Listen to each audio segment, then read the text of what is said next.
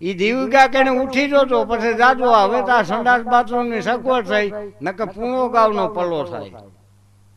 પણ 4 વાગે વહેલો ઉઠીને વિયો ગયો હોય તો કોઈ આપણે ઉઠાડે નહીં. ઈ પૂણો ગાવ જાય ને બધા માણસ જાગી ગયા કે ન્યાય બેઠો થાય દાંત કાઢી હે તમે આ મારી કે નીકળ્યા. વિચાર કરો ભાઈ, જેને સંડાસમાં સુખ નથી એની જિંદગીમાં હક શું હોય? પછી બીજી જિંદગી તો કઈ કિંમતી હોય ને બધા નસેલો ધંધો છે, પણ એમાં એને ઉપાધિ છે બેટાલાને. કારણ કે મોડો ઉઠ્યો પણ વહેલો ઉઠી ગયો હોય તો ભલે ભલે ને હું કહું રાગડા કરતો કરતો દોડડાલ કરે તો કોઈ ન ઉઠાડે. વધારે મકાડજો આ ઉઘાડું બોલ્યા કહેવાય, આ સત્સંગ ન કહેવાય.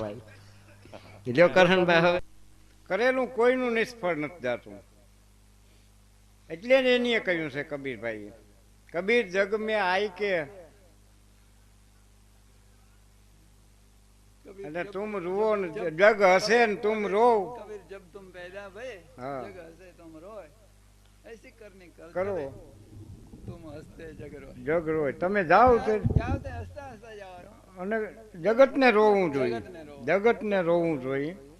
એમ કેનારા બધા કહી ગયા, એક નથી કહી ગયો, દરેક કહી ગયા. તુલસીદાસજી કહી ગયો છો. એમાં એક આપણા ભગત કવિ સરદાસજી જે થયા એને મહાન ગ્રંથ રચ્યા ને એ ગ્રંથ આજ કવિતા બની ગયા છે. હવે ગ્રંથ નથી રહ્યા, અરે એ ગ્રંથ આજ પ્રાર્થના બની ગયા છે. એના એક એક શબ્દ છે ને એ નિરાળા છે. હજી સુધીમાં કબીર સાહેબ થયા એ પણ ભગવાનનો અંશ હતા. બીજા ઘણા ભક્તો પૃથ્વી માટે થયા એ ભગવાનના અંશ હતા, ભગવાનના ભજન કર્યા. પણ ઈશ્વરાસ હોય પરમેશ્વરા, જો પરમેશ્વરનો ઇનકાપ મળ્યો હોય તો એક ઈશ્વરદાસજીને મળ્યો. ગોળાકૃત વક્ર ન ચક્ર ગણિત અગોચર નામ સદા તું અજીત કામી અયંગય સંગય કોચય તું હતો જ હતો જ હતો જ હતો. એ ક્યાં નથી? આ કાંઈ નહોતું. ગોળાકૃત ચક્ર ને વક્ર ગણિત નહોતું, ગણિત નહોતું, કોઈ ગોળાકાર નહોતો, ચોરસાકાર નહોતો, કાંઈ પ્રવાહી ચીજ. કઈ અગોચર નામ સદા તું હજી. જેને હું ને તમે ઢૂંઢીએ એક એક આત્મો છે ને ઈશ્વરનું સંશોધન કરે, એને ગોતે છે. અને એક એક ભક્ત આપણે એ ભલામણ કરે છે તમે પ્રભુને મળી જાઓ. ભાઈ અમારી ડોટે ઈ છે પણ કઠણા એ ભેરી છે.